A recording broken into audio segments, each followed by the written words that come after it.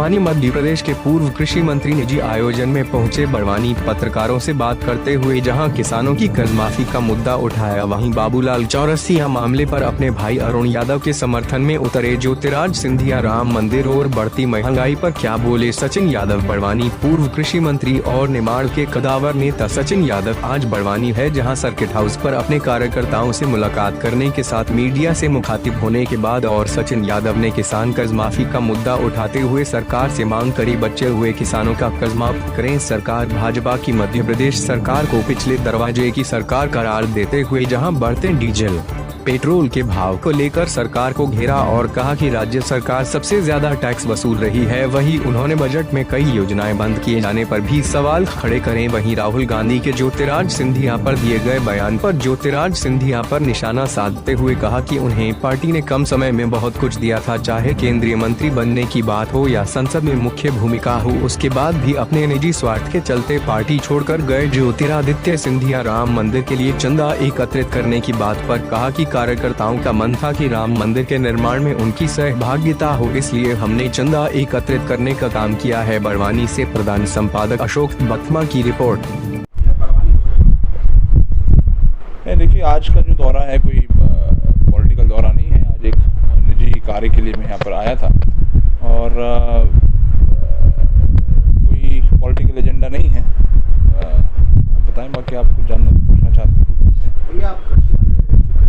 वर्तमान जो कृषि मंत्री है वो निमाड़ किन मुद्दों पर काम करना है, क्या ध्यान देने की आवश्यकता है? देखिए, सबसे पहले तो भारतीय जनता पार्टी को और जो अभी जो सरकार बनी है, पिछले दरवाजे की सरकार जो है, इस सरकार को और इस सरकार में जो मंत्री हैं, कृषि मंत्री हैं, उनको सबसे पहले तो हमारे जो किसान साथी हैं जिनके लिए हमने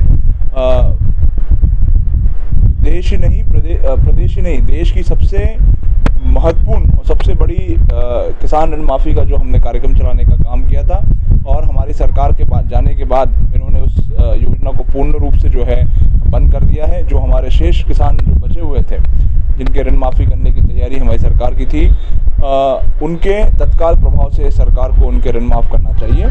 और साथ ही साथ जो है अभी बहुत सारी जो बजट पारित हुआ है, उस बजट में बहुत सारी जो योजनाएं हैं, उन योजनाओं में कोई बजट आवंटित नहीं किया गया, जिससे ये लगता है कि ये सरकार उन महत्वपूर्ण योजनाओं को जो है बंद करने की तैयारी कर रही है।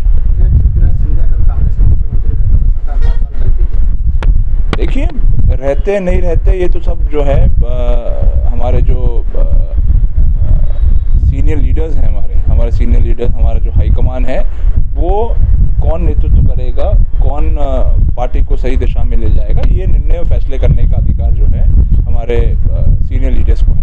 अरुण यादव जी ने समर्थक बाबूलाल चौरसिया का विरोध किया है कांग्रेस में आने से, इसको लेकर क्या? देखिए, ये वैचारिक बात जो है उन्होंने कही थी और मैं समझता हूँ कि जो बात उन्होंने कही थी वो ठीक कही थी। राहुल गांधी ने चैलेंजर की बात की है, ज्योतिराज सिंधिया का विजुअल बताया कांग्रेस में, क्या संभव है? नहीं, देखिए, निश्चित रूप से जब सिंधिया जी कांग्रेस पार्टी में थे तो शीर्ष नेताओं में उनकी गिनती होती थी और कांग्रेस पार्टी ने इतने कम समय में, मैं नहीं समझता हूँ कि कोई ऐसा नेता होगा कांग्रेस पार्टी में जिनको कांग्रेस पार्टी ने विभिन्न पदों पर बिठाने का काम किया, चाहे केंद्रीय मंत्री का औहदा देने का काम किया हो, चाहे संसद में महत्वपूर्ण भूमिका निभाने का काम दिया हो, और जिनकी एंट्री डायरेक्ट 10 जनपद में थी, हमारे जो शीर्ष नेता हैं उनके पास में थी। और इसके बावजूद जो है वो अपने निजी स्वार्थों के कारण जो है पार्टी को छोड़ करके गए। राम मंदिर को ले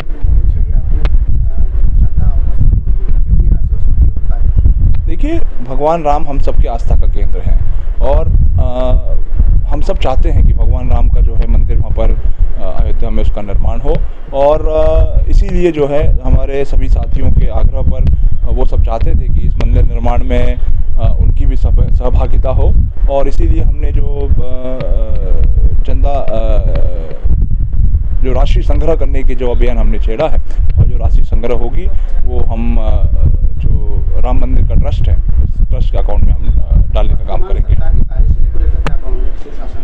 देखिए, ये सरकार पूर्ण रूप से हर मुद्दे पर विफल हो चुकी है, चाहे किसान की बात करें, चाहे गरीब की बात करें, चाहे मजदूर की बात करें। और जिस प्रकार से भारतीय जनता पार्टी आज इनके शासनकाल में जो आमजन जो परेशान है, दुखी है, आज जिस प्रकार से पूरे देश में जो सर्वाधिक डीजल और पेट्रोल के ऊपर अगर कोई टैक्स वसूल करने का काम अगर किसी सरकार कर रही है तो वो प्रदेश की भारतीय जनता पार्टी की सरकार कर रही है। और आज आमजन दुखी है, परेशान है। इसके बावजूद अभी जो बजट पारित हुआ है, इस बजट में उनको राहत देने के लिए किसी प्रकार का कोई भी कदम जो है भारतीय जनता पार्टी की सरकार के द्वारा नहीं उठाया।